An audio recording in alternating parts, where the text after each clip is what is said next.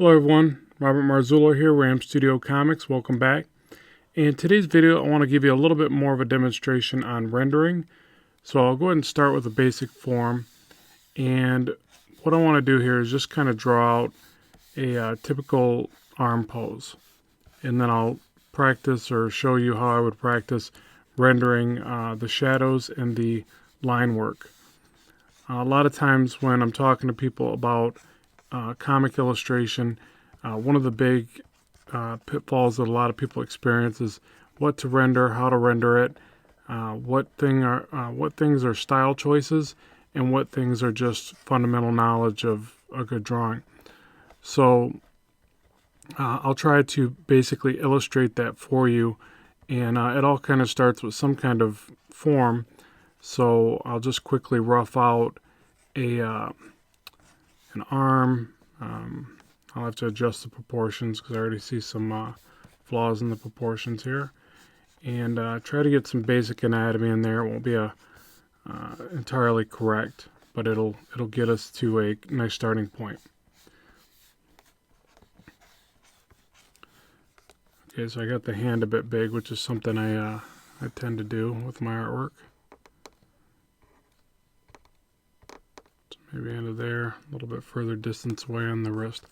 Okay, so we'll say that this is a good enough starting point to, get us to our next level of illustration. So we've got some of the anatomy in there. We've got some landmarks like where the elbow is, where the forearm muscles might go, where the upper shoulder muscles are, and things like that. So now, as you start to refine this, one of the tricky things is how do you render this? How do you shade it and get it correct or more correct looking? I'll tone this layer down. I'll jump to the layer over top, and then I'll start to refine my line work. So usually, first off, what I do is give a little bit more of a cleaner line work to direct the next stage of my drawing. You don't necessarily have to do it in this order, I suppose, but it just seems like it makes the most sense to me when I'm illustrating. So I go with the little bit cleaner line work. I try to start getting in some line weight to define a little bit of my light source, but mainly just to help define the overall shape. And sometimes this can be a bit of a style choice as well, as far as the way that you introduce your line work. Generally, I go with a little bit heavier line on the side of the shadow.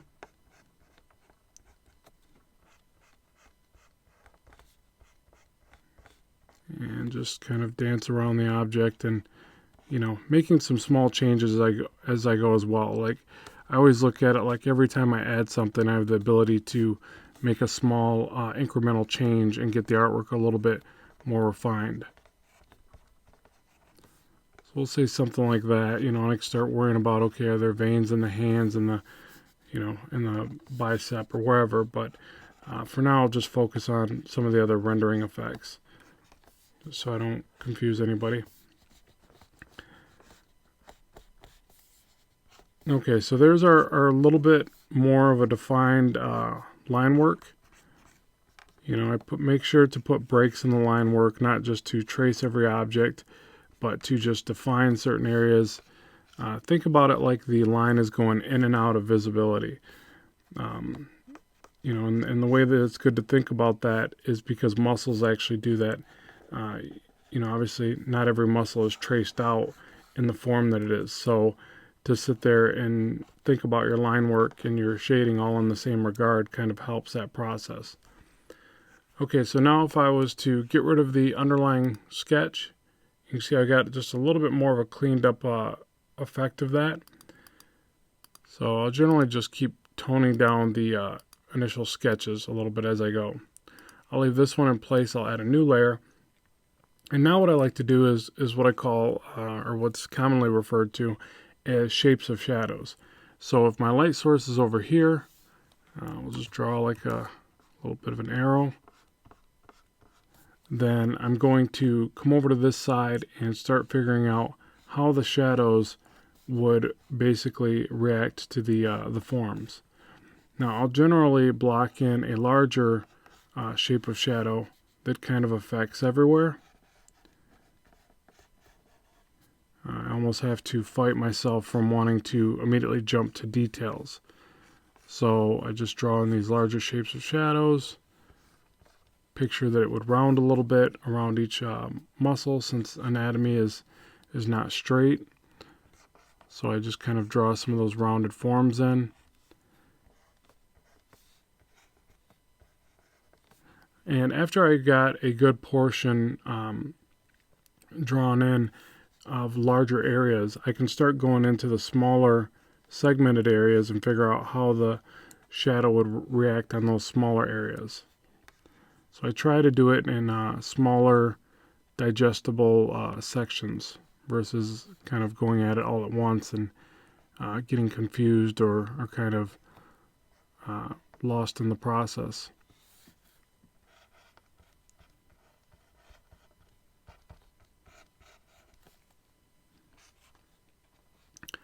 Something else to think about is, you can add little bits of bounced light. So where the light basically comes back onto the form from the opposite direction, which is very common in anatomy and pretty much a lot of things. So to figure that out so you don't get confused by all the little line works that you might add in there, just do little X's where the shadow is. That tells you that the next line past that would be an opening of light.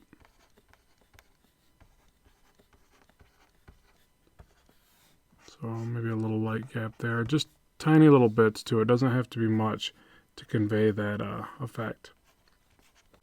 And here I'm going to time lapse the next part. So I basically add a layer over top, fill it with blue, set it to screen, and then anything below those that blue layer turns blue, and anything above it will be the darker line.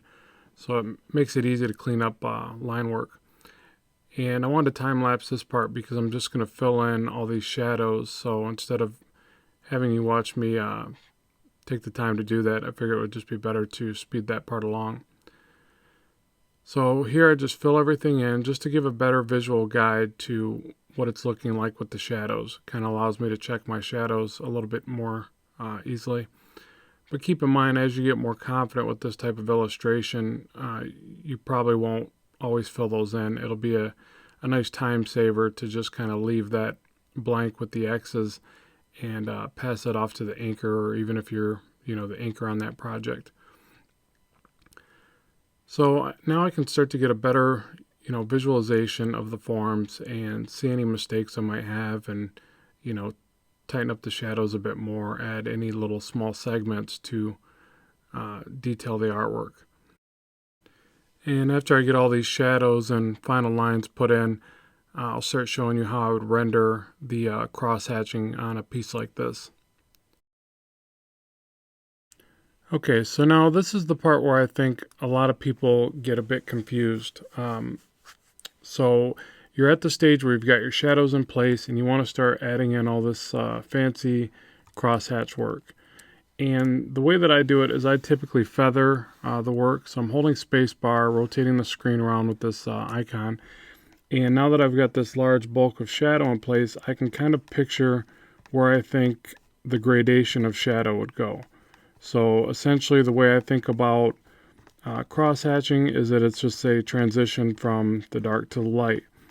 And I traditionally feather my lines like you see me doing here. I'm just sketching the line until it gets thinner and then letting go of the stroke, so to speak. So basically, everybody's got different ways of how they see this unfolding.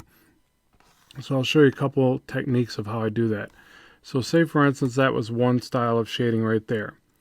And say I wanted the area of the arm to look like it bends downward like this, which it would pretty much. So that's where I'll bring another level of gradation or shading from the base. So I'm pretty much just envisioning where I think the shadow would get darker and then representing that by cross-hatching. And a way to check your work when doing this stuff is just pull way back if you're working digitally, or if you're working on a piece of paper, I guess get up and walk away from it. But the idea is that you want to know what it's going to look like when it reduces down a bit, because all of this will kind of visually pull together.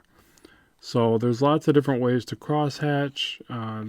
It's really just experimentation. There's cross-hatching or shading where the lines are spaced apart at different intervals or distances. There's texturing effects where you kind of leave little bits of lines after the end of the line. There's actual cross-hatching. There's line work where it doesn't cross-hatch at all, and you just simply do it by the way that you feather the line from thick to thin. So there's all these different ways to kind of utilize this shading technique, and you just have to figure out what your style choices are. Some people, I like to do this where I take one line and then I break it across the other lines, and sometimes I'll do a few of those in succession, but a lot of times I just do one, and it's just a style choice. I don't know if there's a reasoning behind that other than I think it looks kind of neat. So you have to combine that idea of the fact that you're shading to round out your form, but then you want certain things just to look kind of neat, and you want people to know you did it. So you're almost signing your work with things like this, and it's a culmination of all that, because you sign your work with the way that you do your shapes of shadows. You sign your work with the way that you do your proportions, your structure, your anatomy. So all of that kind of comes together, and then, you know, it shows that, you know, you did the artwork or something, or you have a recognizable style, which is pretty important in this type of work. It's probably pretty important in all types of artwork, but I guess since we're talking about this type of artwork, that's what I'll associate it with. So yeah, so I just kind of keep repeating this process. I know visually where my light source is. I've got that little arrow up in the side to remind me.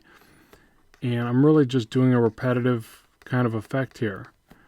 The only difference is the way that I might, you know, in the lines. I traditionally will do like little line breaks at the edge of a shadow like this. So that's another little style choice. I think it looks better than just a blunt line, or definitely better than a pointed line, which you wouldn't see in anatomy. So to me, that little transition looks better. The other thing that I try to do is round the lines just a little bit. So I'm trying to show this this muscle has a bit of a rounded form by curving the lines as I go down and around the side of it. And then just slowly fading those off. Again, I'll do my little single line to show, you know, again, show the roundedness, and add a bit of a style choice in there. And same thing, I'll do that again.